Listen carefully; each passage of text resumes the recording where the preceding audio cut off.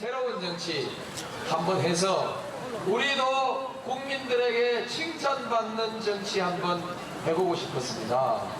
이게 제 꿈이었습니다.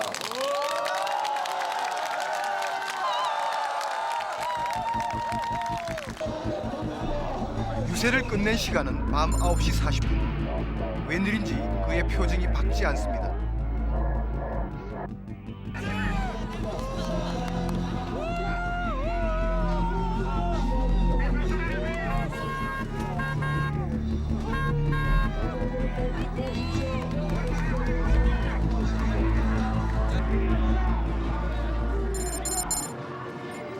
같은 시각 유해창 후보 역시 영등포 유세를 마지막으로 모든 공식적인 일정을 끝냈습니다.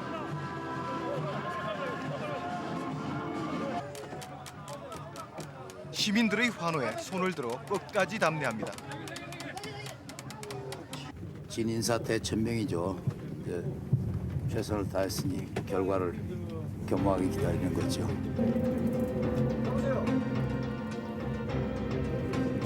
그런데 투표 시작 8시간 전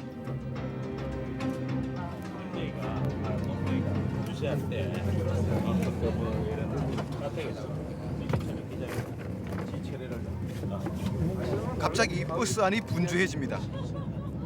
노 후보 측의 심상치 않은 분위기를 감지한 것입니다. 바로 그때 국민통합21 당사에서는 정몽준 대표의 노무현 후보에 대한 지지 철회 발표가 시작되고 있었습니다. 정몽준 대표는 노무현 후보에 대한 지지를 철회합니다.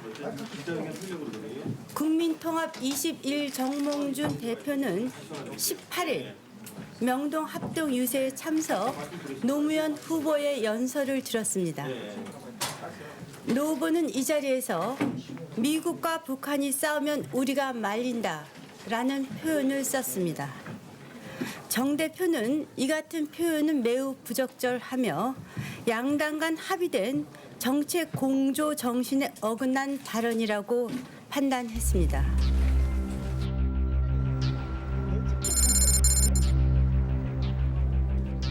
대통령 선거일을 불과 1시간 앞둔 시각. 노무현 후보 측으로서는 전혀 생각지 못했던 청천벽력과도 같은 소식이었습니다. 민주당 당직자들은 문을 굳게 닫은 채 비상대책회의에 들어갔습니다. 그 시각 유해창 후보는 공식적인 일정이 없던 동대문 상가 유세에 나섰습니다. 시민들을 대하는 그의 표정이 눈에 띄게 밝아 보입니다. 지금 방송으로 나오고 정부께서는 꼭 만드십니다, 단위로 안 될 게 됐었지. 예. 꼭 지지해 주십시오. 단위로 안 될 게 됐었다. 부탁드리겠습니다. 여러분 약속한 대로 지금 승리를 거의 확신하시는 분위기인데요. 제가 이 일이 있기 전에도 승리를 확신했지만 뭐 이런 일이 있고 보니 더 그런 마음이 들기는 합니다. 한편 민주당 측은 노무현 후보가 직접 기자회견을 열어 지지 철회에 대한 입장을 밝혔습니다. 당혹스러운 표정이었습니다. 솔직히 말씀드려서 저는 지금도 영문을 잘 모르고 있습니다. 과정과 경위에 관해서 또 지금도 영문을 잘 알 수가 없고 또 이해할 수가 없습니다. 그렇다면 정몽준 대표가 갑작스럽게 지지 철회를 밝힌 이유는 무엇이었을까? 국민통합21 측이 문제를 삼은 발언은 그날 저녁에 있었던 명동 유세에서 나왔습니다. 북한과 미국이 싸우면 우리는 걱정됩니다. 전쟁 나면 말합니다. 북한과 미국이 맞서 싸우고 전쟁 일보 전쟁까지 갔을 때 누가 이 싸움을 말리겠습니까? 그 싸움으로 우리 한국인이 수백만 명이 죽을지 모르는 엄청난 사건인데 이 상황에서 우리의 운명을 남들에게 맡겨놓고 보고만 있어야 합니까? 한국이 스스로 나서서 북한을 설득하고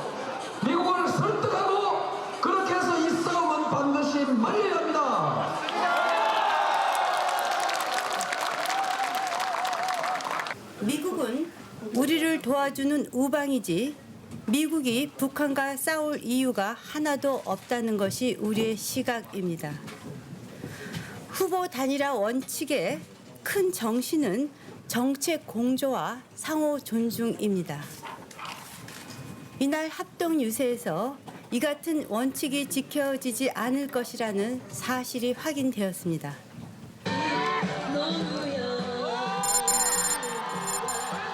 하지만 노무현 후보는 이날 서울의 다른 유세장에서도 이미 비슷한 발언을 계속해왔습니다. 경제가 끊기면 남북 대화도 끊기지 않습니까? 그렇죠? 그러면 북미 간에 문제가 생겼을 때 남한이 구경꾼이 됩니다. 또 구경꾼이 됩니다. 전쟁하면 죽는 것은 수백만 명 죽는 것은 우리 한국 사람인데 뭐가 있어 되겠습니까? 안 됩니다. 따라서 대화를 끊어서는 안 됩니다. 절대로 끊어서는 안 됩니다. 이틀 이상 계속해서 하던 발언이고 정몽준 대표로부터나 또는 그 누구로부터도 그 자리에서 취재하는 분들이나 또는 청중 어느 누구로부터도 문제가 있다는 문제 제기를 제가 받은 바가 없기 때문에 계속해서 발언한 것인데 그것이 선거 막바지에 온 시점에서 왜 문제가 됐는지 도저히 저는 이해할 수가 없습니다. 국민통합 21 당직자들 역시 북미 관련 발언만이 문제가 된 것은 아니라고 말합니다. 더 큰 문제는 이날 저녁 유세장에서 나온 노무현 후보의 다른 발언이라는 것입니다. 무슨 일이 있었냐면은 진짜 이 노무현 씨를 지지하는 이런 사람들이 뭐 차차기는 정몽준이다 이런 표현을 한 거예요. 또 흔히 다 하잖아요. 보면 근데 민주당 측에서 뭐냐면 뭐 앞서가지 마라 이런 이야기가 민주당에서 나와버린 거예요. 이미 우리 정치가 바뀌고 있습니다. 문제의 발언은 명동 유세 다음에 있었던 종로 유세장에서 불거졌습니다. 얼마나 저는 기쁘겠습니까? 저 뒤에 보니까 우리 정몽준 대표를 사랑하는 어떤 분이 다음 대통령 정몽준 써가지고 보입니다.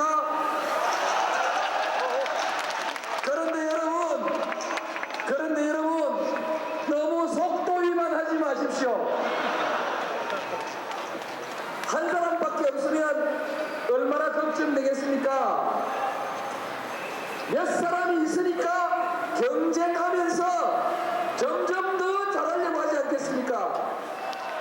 노 후보는 이 연설에서 추미애, 정동영 의원의 이름을 구체적으로 거론하며 차기 대통령 후보는 국민 경선에 의해 뽑혀야 한다고 주장했던 것입니다. 여러분들께 봉사하는 지도자가 되기 위해서 이분들이 경쟁할 것입니다. 여러분을 위해서 일할 것입니다.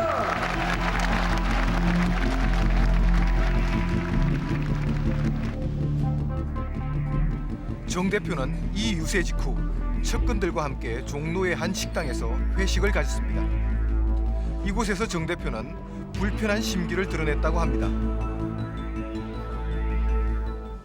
맨 처음엔 저쪽에서 모여가지고 식사를 좀 하셨거든요. 그러니까 테이블에서 식사를 하시다가 나중에 이제 거진이 끝날 무렵에 시점에서 이제 방으로 옮기셔가지고 말씀하시는 거 가만히 들어보니까 그때 조금 분위기를 알겠더라고요. 그래서 이제 좀 뭐라 그럴까 좀 별로 안 좋아 보였던 분위기였어요. 술을 겸한 자리에 분위기가 무르익어가면서 당직자들 사이에서도 노골적인 불만들이 터져 나오기 시작했다고 합니다. 정 대표께서 상당히 괴로웠었지 심정이. 예. 그 뭐 저도 화가 났고 저도 뭐 흥분을 했고. 예. 우리 국민통합 공동 유세 본부장한테 물어봤죠. 이거 어떻게 된 거냐고. 왜 우리는 주장을 못하냐. 약속을 왜 일방적으로 민주당 위주로 하느냐. 예. 그래서 이제 뭐 여러 가지 쭉 참아왔던 것이 그날 이게 뭐 폭발한 것 같습니다. 제가 보기에는. 지지철회 발표가 있은 직후 민주당 의원들이 정몽준 대표의 집을 찾았지만 그를 만날 수는 없었습니다. 대표님은 다른 얘기 안 하십니까? 대표님 주무십니다. 주무시는 손님이 오셨는데 무슨 말씀? 말씀해 주셔야죠. 아까 무슨 말씀을? 또 오셨어요. 사실 지금 이게 대단히 중요한 국사인데 그게 좀 깨어서라도 만나봐야죠. 이게 그 사모님하고 다 전달 좀 하십시오. 저 깨어서라도 내가 왔다고 꼭 좀 전해주세요. 결국 노무현 후보가 직접 정몽준 대표를 만나기 위해 나섰습니다. 투표 시작이 임박한 시점에서 민주당에겐 사활이 걸린 문제였습니다. 굳게 닫힌 문 앞에서 노무현 후보는 정몽준 대표가 대화에 응하기를 기다렸습니다.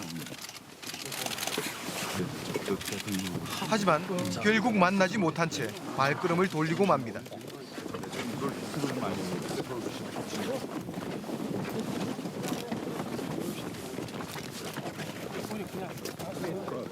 한 말씀만 좀 해주시. 저희가 그냥 한 말씀만 해주시면 저희. 아니요, 그렇게 제16대 대통령 선거의 날이 다가오고 있었습니다. 대변인의 발표가 있은 후에야 지지 철회 사실을 알게 된 국민통합 20일 의원들도 뒤늦게 설득에 나섰지만 정몽준 대표는 마음을 움직이지 않았다고 합니다.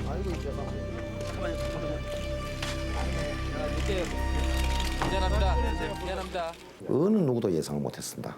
전혀 의논도 없었고요. 예, 의논도 없었고요. 마지막으로 그 일부 측근들 한두 명한테 통보하다시피 해서 발표를 하게 했습니다. 그동안 한나라당의 어떤 그 당선 가능성을 늘 마음 한쪽에는 염두에 두고 있었다고 생각합니다. 짐작입니다. 드디어 선거 당일 정몽준 대표는 투표도 하지 않은 채 집 밖으로 나오지 않았습니다. 그리고 선거 다음 날인 어제 당사의 모습을 드러낸 정몽준 대표는 국민들에게 사과 성명을 발표했습니다. 유세 마지막 과정에서 제 개인의 사려 깊지 못한 판단에 대해 국민 여러분과 노무현 당선자에 대해 송구스럽다는 말씀을 드립니다.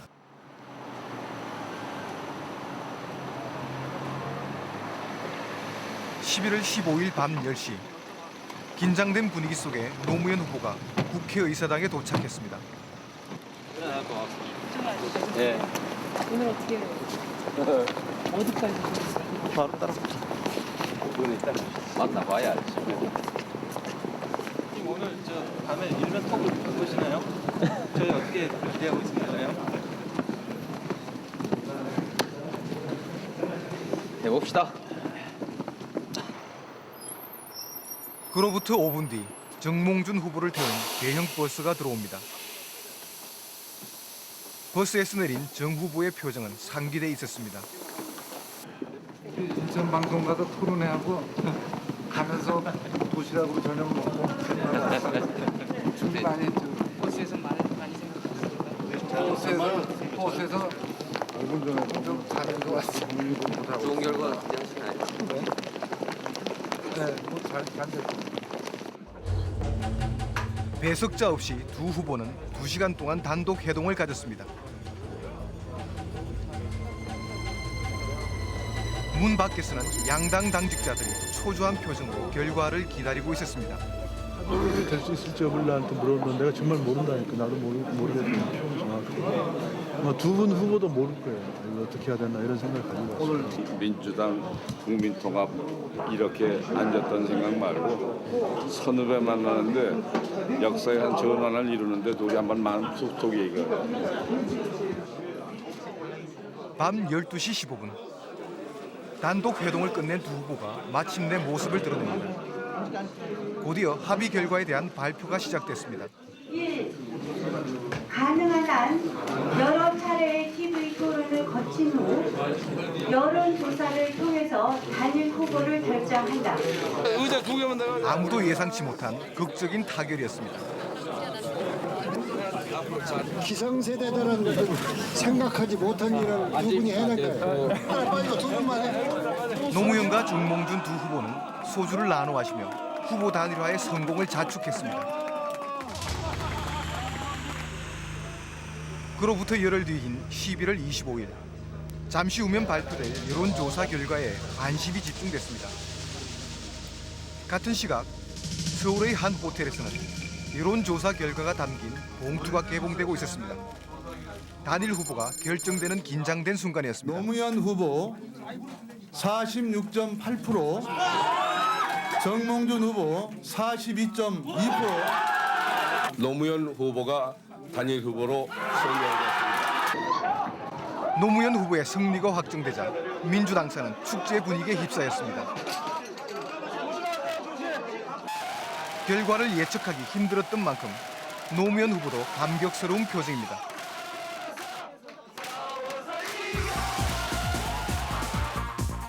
후보 단일화 이후 실시된 한 여론조사 결과 유해창 후보에게 7.2%까지 뒤졌던 노무현 후보의 지지율이 유해창 후보를 6.5% 차이로 앞서기 시작했습니다. 단일 후보 결정 후 정몽준 후보는 선거 공조를 다짐했지만 그 후 가족들과 떠난 산행에서는 약간의 이견을 표출합니다. 노 후보는 2007년에 개헌을 하겠다고 이제 그래서 내가 볼 때는 깊은 생각이 없는 것 같다고 거기에 관해서. 노 후보는 뭐 시간만 차이가 있는데 큰 차이가 있냐고. 내가 그래서 그건 큰 차이라고 그랬어요. 하지만 민주당이 국민통합 21의 정책 제안을 전격 수용함으로써 본격적인 공조가 이루어졌습니다. 지난 12월 13일 두 후보는 단일화 이후 첫 공동 유세에 나섰습니다. 이들의 첫 번째 유세지는 대전, 충청도의 부동표를 잡기 위해서였습니다. 그 결과 유해창 후보의 지지율이 크게 떨어진 반면 노무현 후보의 지지율은 소폭 상승했습니다. 지지철회 선언 이후 정몽준 표가 모두 빠져나갈 것이라는 예상도 사실과는 달랐습니다. 한 모바일 업체가 592명의 유권자를 추적 조사한 결과 단일화 이후 정몽준 지지자 중 53%가 노 후보를 지지하겠다고 밝혔고 지지 철회가 있은 후에도 9%만이 빠져나갔을 뿐입니다. 결국 정몽준 지지자의 44%가 끝까지 노무현 후보에게 표를 던진 것입니다. 이것이 3일 전에만 발표가 되었더라면 혹은 선언의 내용이 이해창 후보의 지지 선언이었더라면 저는 결과가 역전됐을 것이라고 지금 가정하고 있습니다. 정치인 노무현이 위기를 맞을 때마다 그곳에는 항상 노사모 회원들이 있었습니다. 그들은 노무현이 가는 곳이면 어디든 따라다니며 함께 울고 웃었습니다. 386 세대가 주축이 된 노사모. 새로운 정치를 바라는 그들의 적극적인 지지가 오늘의 노풍을 만들어냈습니다. 전거 얘기 안 하겠습니다. 자, 가자! 가자! 가자! 노사모 회원들의 이제 대부분들이 20대, 30대, 40대로 이루어진 이유도 저희들이 욕구하는 것, 저희들이 원하는 것을 노무현 후보가 이루어질 수 있기 때문에 일단 지금까지의 어떤 정치인들이 보여줬던 그런 행태들의 좀 많은 부정부패나 비리들이 저희들한테 굉장히 실망을 가졌거든요. 그렇기 때문에 정치 개혁을 먼저 이뤄야 되고 그 전에 먼저 언론 개혁을 먼저 저는 이뤄야 된다고 보거든요. 뜨거운 열기는 대학으로 이어졌습니다. 우리나라 선거 사상 처음으로 대학 내에서 부재자 투표가 실시된 것입니다. 정치에 무관심하다고 생각됐던 20대 유권자들이 이끌어낸 결과였습니다. 한 표를 또 쓰지 못하는구나 했는데 이렇게 설치가 되니까 쉽게 가까운 곳에서 할 수 있어서 너무 좋은 것 같아요. 반드시 성공하겠습니다. 그리고 여러분의 이 성원이 결코 20, 30대 젊은 유권자들을 결집시킨 힘은 바로 인터넷이었습니다. 특히 이번 대선은 온라인을 통해 각 후보에 대한 많은 정보가 제공됐습니다. 하지만 20대의 인터넷 사용률이 86%에 달하는 데 비해 50대는 10%에 불과합니다. 유해창 후보의 주 지지층인 50대와 달리 젊은 유권자들은 인터넷과 휴대폰 등을 통해 서로의 정보를 교환했습니다. 이번 대선에서 부산의 민심은 노무현에게로 움직였습니다. 노무현 후보의 부산 득표율은 약 30%. 지난 97년 김대중 대통령에 비해 15%나 많은 득표율입니다. 그리고 부산의 표심은 정 대표의 지지 철회에도 불구하고 노무현 후보를 대통령으로 당선시키는데 중요한 역할을 했던 것입니다. 부산 갈매기 너는 정녕 나를 잊었나. 잘 부탁합니다.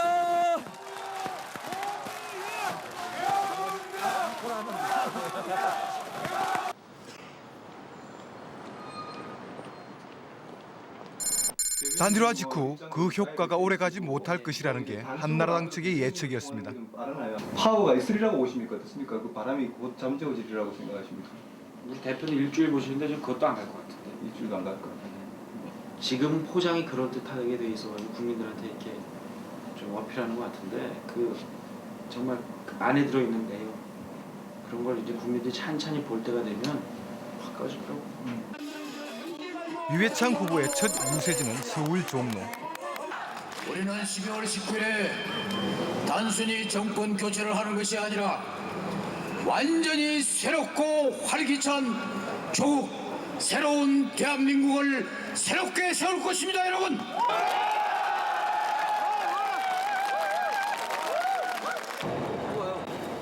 노무현 후보는 부산을 시작으로 서울역에서 첫날의 마무리 유세를 했습니다. 저는 뒷거리 정치, 검은 정치 절대 하지 않습니다. 여러분들에게 신세졌으므로 여러분들께 빚을 갚을 것이고 여러분들이 저를 대통령으로 만들어 주셨기 때문에 제가 여러분을 위한 정치를 하겠습니다.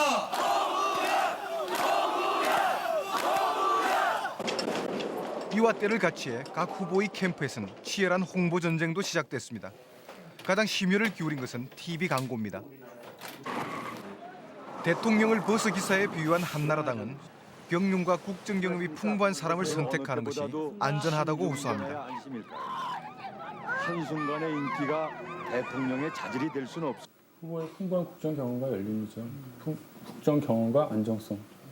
그리고 그거를 풍부한 국정 경험과 안정성이라고 해서 어떤 노쇠하고 좀 이렇게 구태연한 방법보다는 그걸 좀 세련되게. 하지만 민주당이 내세운 홍보 전략은 전혀 반대되는 컨셉입니다. 20, 30대 젊은 층과 민주화를 경험한 40대를 공약 포인트로 삼고 감성에 호소한 것이었습니다.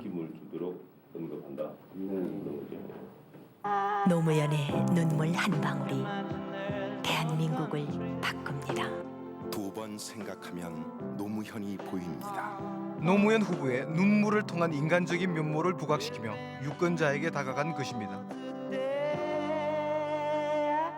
TV 그 1분짜리 광고는 인간 노무현 후보의 감성적 측면을 어필하려고 나누어서 설명했습니다.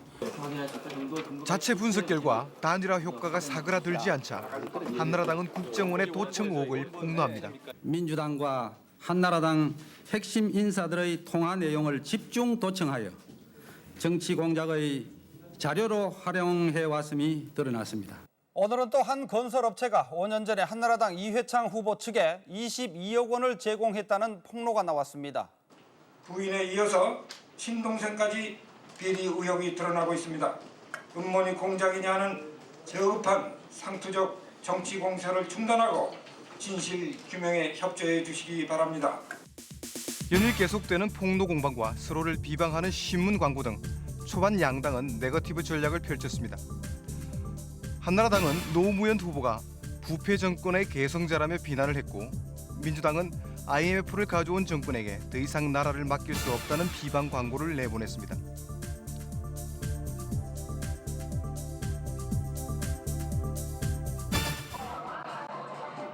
드디어 1차 TV 합동 토론. 이번 선거가 미디어 선거인 만큼 후보들에겐 지지율을 높일 수 있는 더없이 좋은 기회입니다. 준비 많이 하셨습니까? 예, 준비 많이 했습니다. 오늘 주로 무슨 말씀하실 겁니까? 많죠. 근데 오고 가는 얘기 속에서 자연스럽게 나오는 거죠. 토론에 자신 있으십니까? 최선을 다하겠습니다. 후보님이 오늘 기분이 어떠십니까? 아, 좋아요. 좋습니까? 오늘 주로 어떤 말씀하실 겁니까, 본인? 뭐가 나오는지 봐요. 1차 토론의 주제는 정치 외교 분야. 토론은 2시간 내내 팽팽한 긴장감 속에서 진행됐습니다. 주된 쟁점인 도청 의혹을 놓고 가시도친 설전이 오고 갑니다. 국민의 샅샅이 정보를 다 듣는 것입니다. 전화하는 거를. 이건 국가가 아닙니다. 이게 전부 공작기관의 전문가들이 만들어낸 자료들입니다. 이렇게 하면 우리나라 정치 발전하지 않습니다. 토론회가 끝난 후 각 당은 모두 자신의 승리를 확신하는 분위기였습니다. 1차 TV 토론 후 나타난 여론조사 결과를 보면 양 후보 모두 토론을 통해 지지율을 높이는 데는 실패한 것으로 나타났습니다. 합동 토론의 결과 폭로 비방준이 유권자들에게 먹히지 않는다고 판단해 민주당이 먼저 선거 전략을 수정합니다. 힘있게 개혁을 해낼 수 있습니다. 다시 한번 이해찬 후보에게 제의합니다. 이제 정정당당하게 승부합시다. 흑색선전 하지 말고 해야 됩니다. 그래서 한나라당도 긴급 기자회견을 갖고 정치개혁 공약을 제시합니다. 오늘 저는 국민적 요구를 담아 저와 우리 당이 자기 희생을 통해 정치 개혁을 실천하고자 합니다. 이 정치 개혁을 통하여 이제는 미래로 나가는 생산적인 정치의 디딤돌을 만들고자 합니다. 2차 합동 토론회의 주제는 경제 분야. 중반 이후 판세의 분수령이 됐던 2차 토론회의 최대 쟁점은 충청권의 행정수도 이전 공방이었습니다. 행정수도 이전을 반대하는 한나라당과 적극 찬성하는 민주당의 주장이 팽팽히 맞섰습니다. 한나라당은 수도권 황폐화를 초래할 무책임한 공약으로, 민주당은 수도권 집중을 해결할 최선의 정책으로 뜨거운 공방을 벌였습니다. 서울이 공동화되면은 큰 경제적인 어떤 혼란이 올 것입니다. 이런 부분까지 생각을 해서 행정수도 이전이라는 말을 하고 있는지.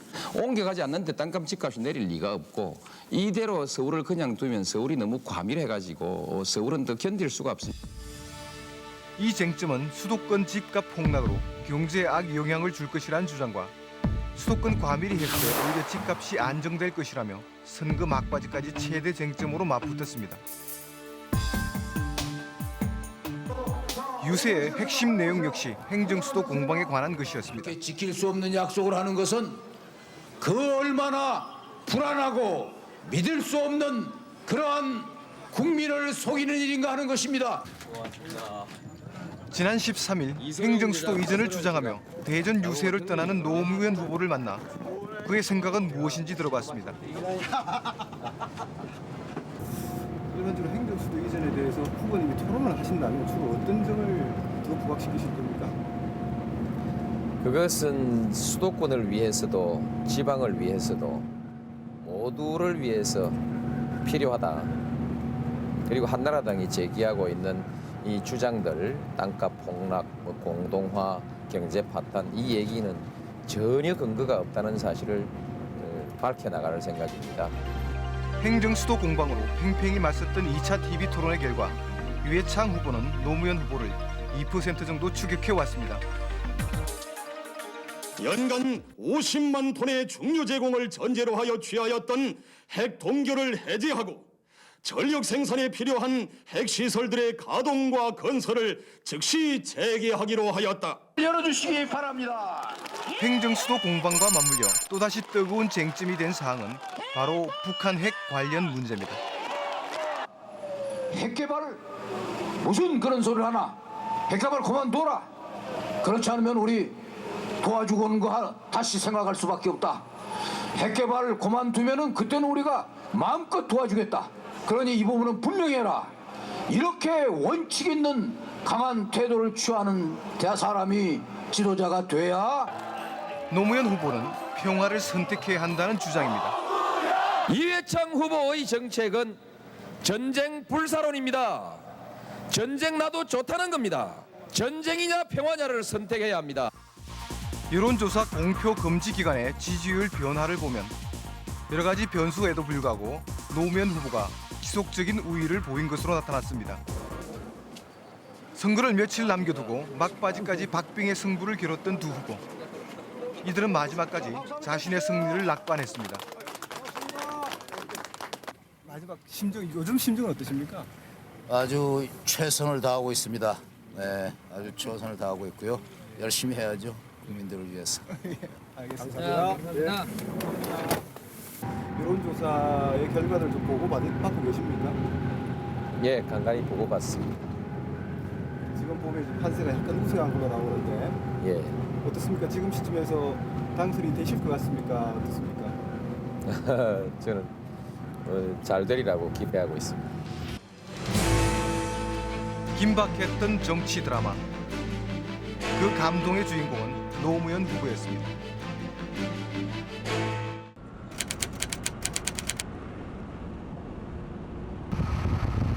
대선 투표를 일주일 앞둔 지난 12월 12일. 지금 더 늘어질 것 같아요. 후보님 연설이 늘어졌죠? 경북 영주의 유세장으로 향하는 버스 안에서 이명박 후보를 단독으로 만났다.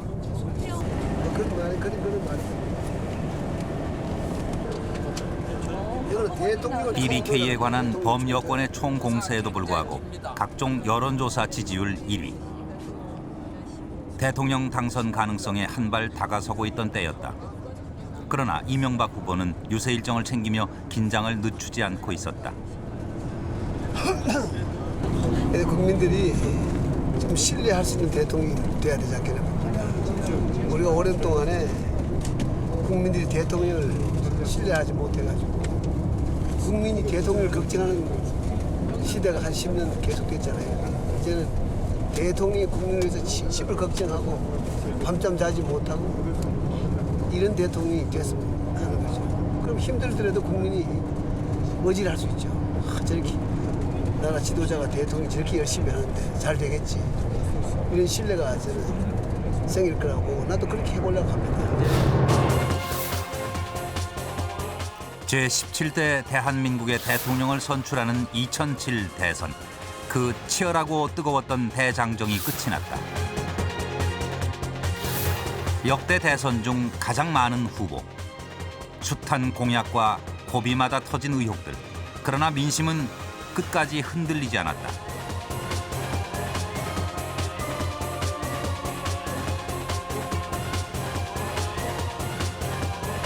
새로운 시대를 열어갈 새로운 지도자.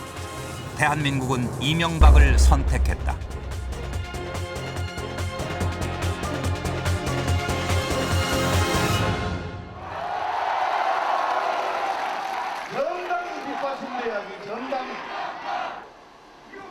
유세 기간 내내 이명박 후보는 최고의 스타였다. 이명박 후보 아닙니까? 열렬한 지지자도 아직 마음을 정하지 못한 민심도 그에게 큰 관심을 보였다. 손 한 번 잡아보겠다며 악수를 청하는 사람. 간단한 먹을거리를 건네는 사람. 쏟아지는 관심과 애정 표현에 일일이 답해주며 유권자들의 표심을 잡기 위해 정성을 다했다.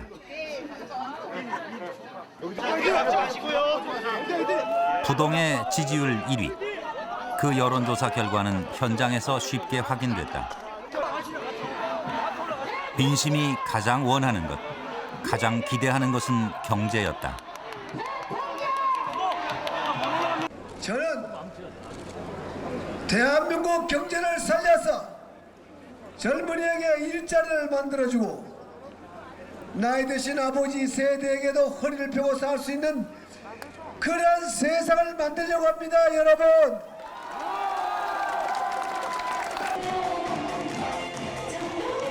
우여곡절이 많았던 경선 과정을 거쳐 여권 후보가 된 정동영 후보. 앞으로 5년 그가 제시하는 국가 비전이 무엇인지 민심은 궁금해했다. 그는 가족 행복 시대를 약속했다. 이제 새로 뽑히는 새 대통령은 가족의 힘을 보태주는 대통령, 가족의 일원인 대통령, 가족 지키는 대통령이 돼야 합니다. 안아드린다고. 힘내세요. 힘내세요. 어른 아이 할 것 없이 만나는 사람 모두를 안아주는 것으로 정동영 후보는 가족 행복 시대의 의미를 전해주려 애썼다.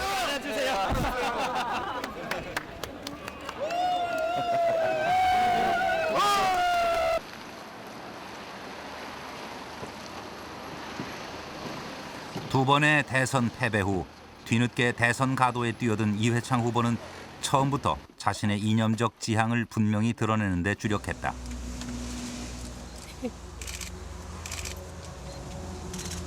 출마를 선언하자마자 만난 사람은 서해 교전 유가족. 운도 뭐 이런 가슴 앞 목숨을 던진 젊은이들인데 반드시 영웅으로 만들어야 한다고 생각하는데 결국 그렇게 못 됐습니다.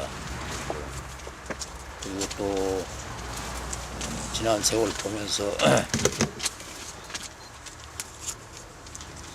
너무나 무시하는 것 같아서 그래서 참 제가 속이 상했습니다. 기업 경영인 출신 문국현 후보의 등장은 신선한 바람을 몰고 왔다. 네, 이 정도요. 일자리 창출 500만 개라는 획기적인 경제 정책을 들고 나타난 그는 정치 초년병. 이명박 후보에 맞설 또 하나의 대항마로 떠오르며 범여권 후보 단일화의 대상으로 주목받았다. 성장과 개발이 아닌 비리와 낭비를 줄임으로써 보다 많은 분배, 일자리 창출이 가능하다고 주장했다. 양극화가 심해지고 있는 시대, 사람 중심, 정직한 가치 중심의 사회를 만들겠다는 것이 그의 약속이었다. 너무 시장하시죠? 정말 죄송합니다. 건강하시고 오래오래 장수하시도록 나라가 많은 것을 바꿔나가겠습니다. 대선 결과 민심은 48.7%라는 압도적인 지지로 이명박 후보를 선택했다. 대선 결과는 일찌감치 예견된 것이었다.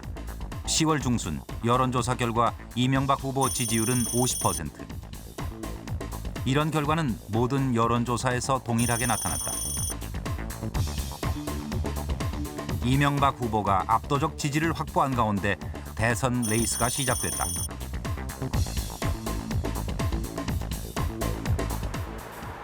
최대 변수로 떠오른 것은 이회창 후보의 등장이었다. 11월 7일 출마설이 나돌던 이회창 후보가 결국 한나라당을 탈당 출마를 선언했다. 지난 두 번의 대선에서 패배한 뒤 정계를 떠났던 이회창 후보가 보수 진영의 대표 주자임을 자처하고 다시 나선 것이다. 지금 이 순간 제 인생에 있어 가장 처절하고 비장한 심정으로 이 자리에 섰습니다. 국민께 드렸던 약속을 지키지 못하게 된 데 대해 진심으로 엎드려 사죄드리고 용서를 빕니다. 사랑하는 국민 여러분. 보수 진영의 민심은 움직이기 시작했다.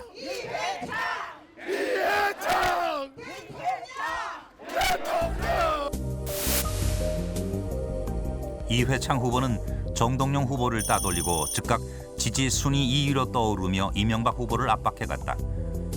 거침없이 독주하던 이명박 후보에게 찾아온 첫 번째 위기였다. 어떤 이유든 간에 이것은 역사 순리에 반하는 것이고 또 역사를 한참 뒤로 되돌려내는 그러한 일이라고 생각합니다. 11월 12일 이명박 후보는 구미 유세 도중 특별히 박정희 전 대통령 생가를 방문했다. 박근혜 전 대표를 의식한 행보였다. 다음 날 이회창 후보도 이에 뒤질세라 박정희 전 대통령 생가를 방문했다.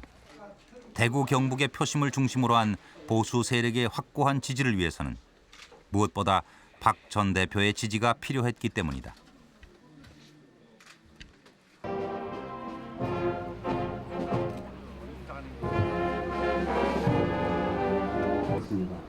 박근혜 전 대표가 오랜만에 모습을 나타냈다. 11월 29일 유경수 여사 생가에서였다. 박 전 대표는 이때까지도 이명박 후보의 지원 유세에 나서지 않고 있었다. 과연 누구를 지지할 것인지 관심이 집중됐다. 다음 날 박근혜 지지 모임인 박사모 회원들이 박 전 대표의 집 앞에서 격렬한 시위를 벌였다. 밤새 길을 막고 아예 누워버린 상태.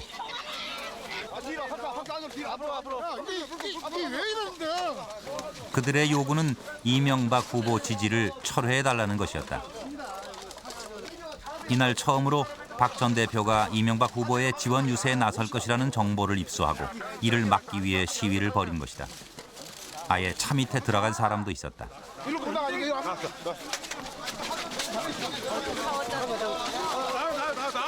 시위대와 경찰이 뒤엉킨 혼잡한 틈새를 뚫고 박근혜 전 대표가 모습을 나타냈다.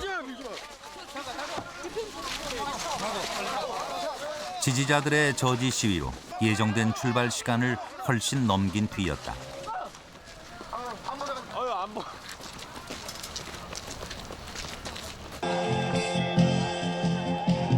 전남 무안의 유세장.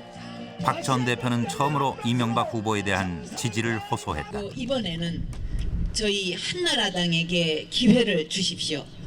저희 한나라당의 이명박 후보를 이번에 선택해 주십시오, 여러분. 외국의 많은 언론들도 박 전 대표의 지지는 이회창 후보의 등장으로 흔들리던 보수 진영의 표심을 붙잡는 데 결정적 역할을 했다. 박근혜 대표께서 다음 행선 뒤로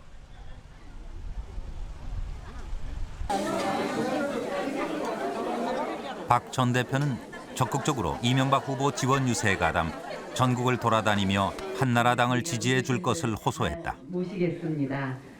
네, 바로 어제 11월 29일이 어머니 생신이었어요. 박근혜 효과는 확실했다. 제가 먼저 시작하면 같이 부르셔야 됩니다. 네. 나의 살던 고향은 꽃피는 산골. 이후 잠시 주춤했던 이명박 후보의 지지율은 다시 상승했고 이회창 후보는 계속 하락했다.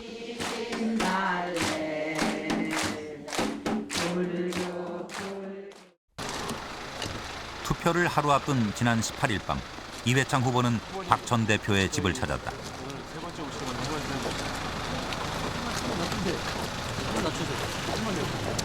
갔다가 나올 때 같이 만나기로 약속은 좀 하고 오시나요? 약속 돼 있어요. 뭐 이 얘기도 없이 그냥 나가셔서 시간만 만들었고 몇 시에 들어오실 줄은 모르고 있거든요. 설마 밖에서 자고 오시진 않겠죠? 자, 그거는 모르겠습니다. 상황을 반전시킬 유일한 희망은 박 전 대표의 지지뿐이었다. 그날 이회창 후보는 끝내 박 전 대표를 만나지 못했다.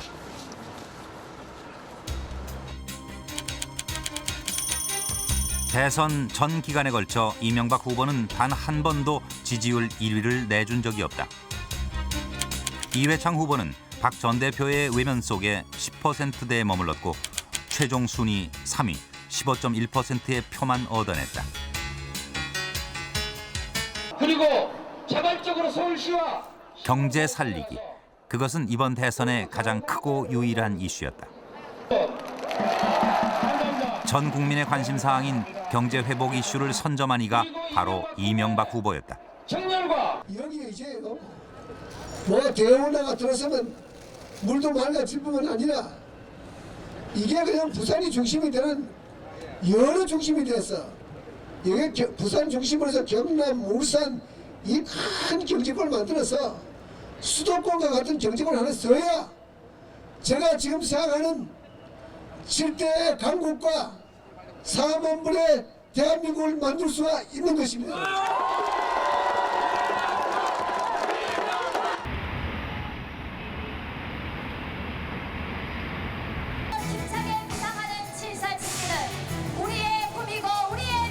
이명박 후보의 경제정책은 747로 대변된다.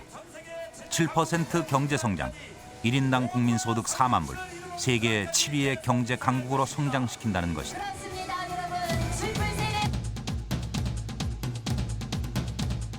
다른 후보들 또한 한 목소리로 6% 이상 경제 성장을 이루겠다고 약속했다.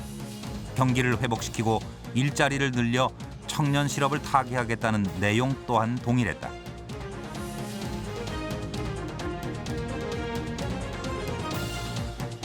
그러나 어떻게 6% 이상의 고도 성장을 이룰 것인지, 어떻게 비정규직 문제를 해결하고 일자리를 늘릴 것인지 구체적인 방법은 없었다. 모든 후보가 경제 살리기를 최대 공약으로 내걸었음에도 민심은 이명박 후보에게 쏠렸다.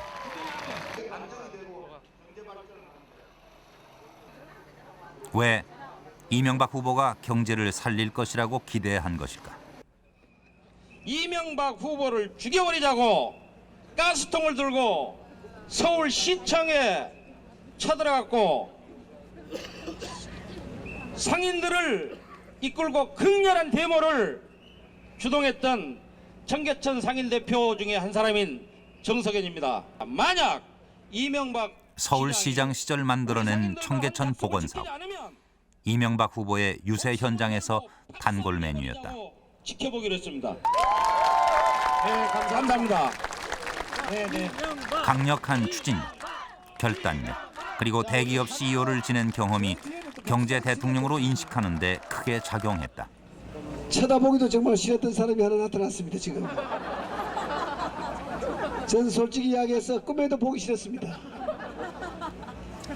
허구한 날 가스통 들고 불 붙인다고 돌아다니면서 저를 위협하고, 저 그때 경호 제대로 안 했으면 그때 죽었어요.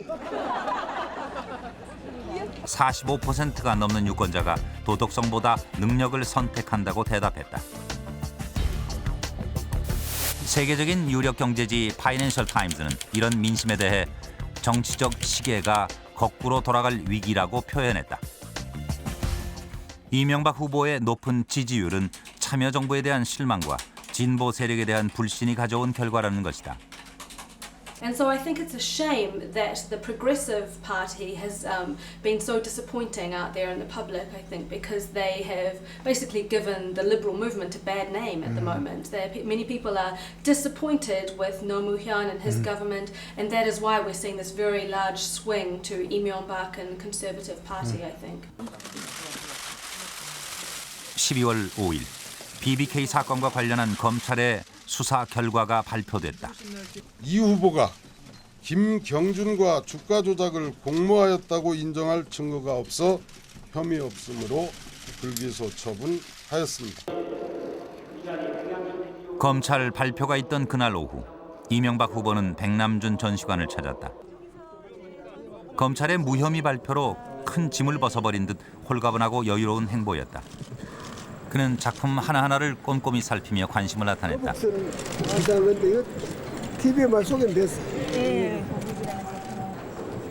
이것으로 BBK 사건은 끝난 것처럼 보였다. 그렇게 우리가 사실이라고 아무리 주장을 해도 아니다가 막상 검찰에 의해서 그러니까 명명백백하게 이렇게 발표되는 것을 보면서 정말 참 허탈하고 참 우리나라 정치 수준이 이 정도밖에 안 되는가 하는 것들을 참 눈물이 납니다. 억울하고 그래서. 저희는 검찰 수사에 대해서 전면 무효화 선언을 한 바가 있습니다. 왜냐? 이명박 후보 직접 조사하지 않았습니다. 이명박 후보가 한 모든 발언에 대한 조사가 없었습니다. 이명박 후보를 인터뷰한 기자들에 대한 참고인 조사도 없었습니다. 첫 번째 TV 토론. 관심은 여전히 BBK 사건이었다. 이런 말씀을 드립니다. 솔직히 이 자리에서 탈세, 위장, 각종 거짓말 의혹에 휩싸여 있는 후보와 나란히 앉아서 텔레비전 토론을 한다는 것이 창피스럽습니다. 정동영 후보께서는 어떻게 그냥 전쟁을 하러 나온 것 같습니다. 평화주의자 아닌 것 같습니다. 그렇다면 범죄자 이야기를 믿고 대한민국 검찰 믿지 않는다. 대한민국 검찰을 누가 임명했습니까? 공약과 정책. 대부분의 후보가 검찰의 발표를 믿지 않았고 BBK 사건의 진실을 밝히라고 이명박 후보를 압박했다. 사랑합니다. 존경합니다. 대통합 민주신당 측의 공격은 토론이 끝난 뒤에도 이어졌다.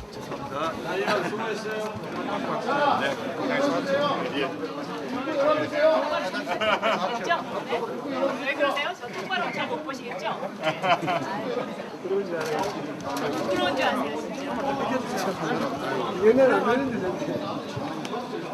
오늘 그 토론이 좀 효율적이었던 것 같습니까? 중앙선관위가 진짜 토론이 재밌으려면 이게 1대1로 이렇게 붙는 맛이 있어야지. 알았어요. 동수야. MB가 지금 여기야? 모른 척하고 지나가려고 해서 제가 저를 똑바로 못 쳐다보시겠죠? 그랬더니 아무 소리도 못 하고.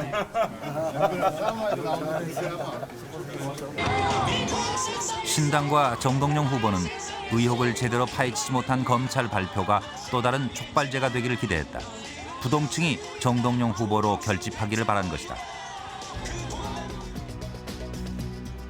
여론조사 결과 실제 검찰의 발표를 신뢰하지 않는다는 의견이 50%를 넘었다. 그러나 이명박 후보의 지지율은 전혀 떨어지지 않았다. 이명박 후보의 독주를 막을 방법으로 범여권의 후보 단일화가 시도됐다. 그래서 입장을 하겠습니다. 무한도전 이인재. 후보 단일화를 이루지 못했습니다. 통합신당과 정동영 후보가 국민 앞에서 선언한 합의를 헌신짝처럼 차버렸기 때문입니다. 정동영 후보가 약속한 조건을 당 내부에서 거부함으로써 단일화는 무산됐다. 당내 의견 조율에 실패한 것이다. 이인재 후보 같은 경우가 당을 9번 옮기신 분입니다. 정치하시면서 대선 경선 불복을 2회나 하신 분이고요. 그런 분을 지도자로 모시고 있는 당과 결합한다라고 하는 것은 국민들에게 있어서 대단히 진보 개혁 세력은 창조한국당 문국현 후보와의 단일화를 촉구하고 나섰다. 여기 보도 자료에 나와 있는 민주 세력에 대해 연합과 후보 단일화를 이뤄낸다면 반드시 승리할 수 있을 것입니다. 두 번째 TV 토론 다음 날인 12월 12일 아침. 도곡동 자택 앞에서 문국현 후보를 만났다. 2시간밖에 자지 못하고 다시 유세에 나서는 길이었다. 이거 좀 나중에 지금 좀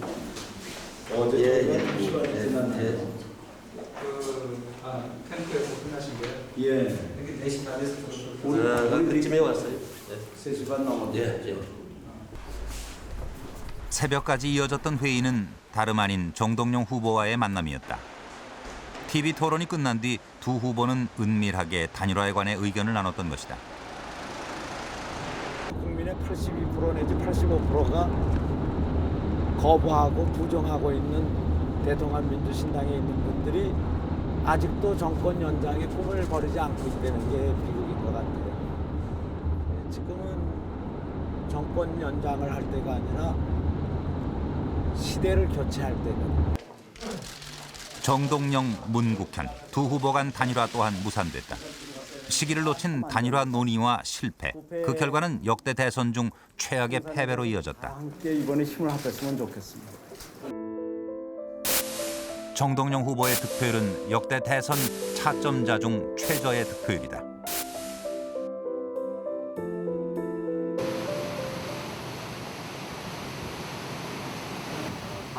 위장 전입과 위장 취업, BBK 사건 등 도덕성 문제가 거론되는 상황에서도 이명박 후보는 전국을 돌며 유권자를 만났다. 방금 왔어요? 어? 신혼이 왔어. 아이고 축하해. 어디서 왔어요? 여수에서. 그래? 여수도 물가인데 여기도 물가로 왔네. 앉아 좋겠다. 아이고 앉아. 우리 신혼부부래. 네. 우리가 신혼부부인 줄 알았다.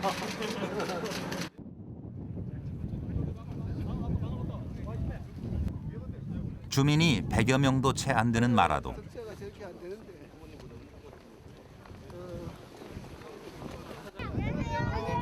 마침 수학여행을 온 아이들이 이명박 후보의 방문에 환호했다. 이 후보는 아이들의 환호에 일일이 답해 주었다.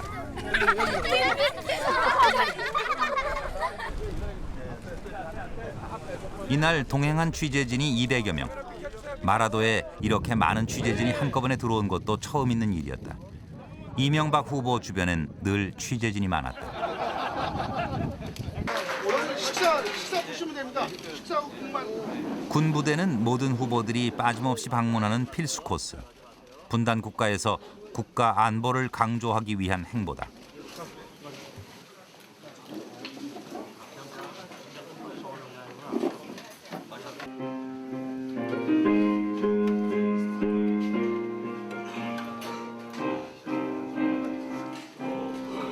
식사 도중 이 후보를 환영하는 장병들의 군가 제창이 있었다.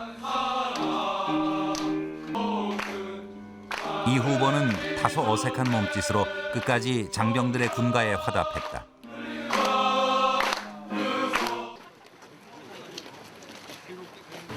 이병희, 석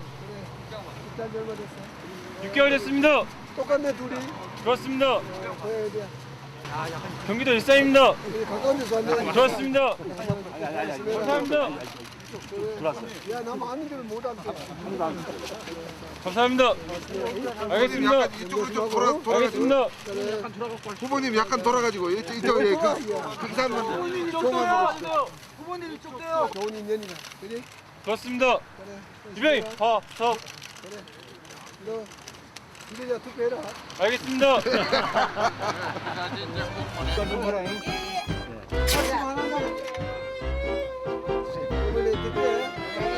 유권자가 권하는 음식을 사양하지 않고 먹는 모습은 이웃집 아저씨 같은 소박한 이미지를 갖게 했다.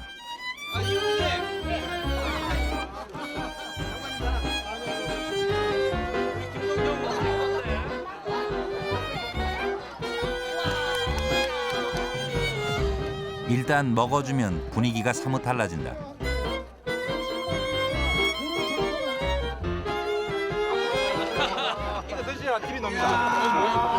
결국 남이 먹던 자장면까지도 받아 먹었다. 대기업 CEO 출신인 그는 사실 그동안 서민들을 만날 기회가 별로 없었다.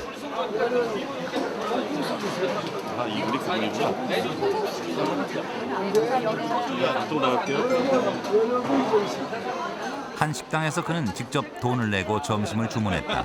연어구이 정식 2개. 아니요, 초콜릿 2만 원이고 2개만요. 3개, 연어구이 정식 3개.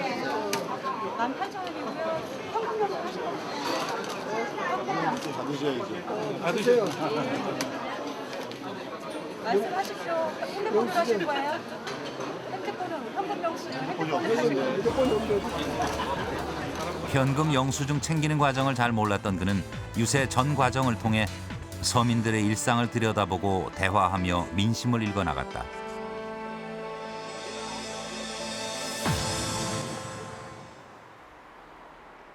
이슈도 없고 바람도 없었던 선거. 민심은 어떤 순간에도 흔들리지 않고 원하는 것을 표에 담아 행사했다.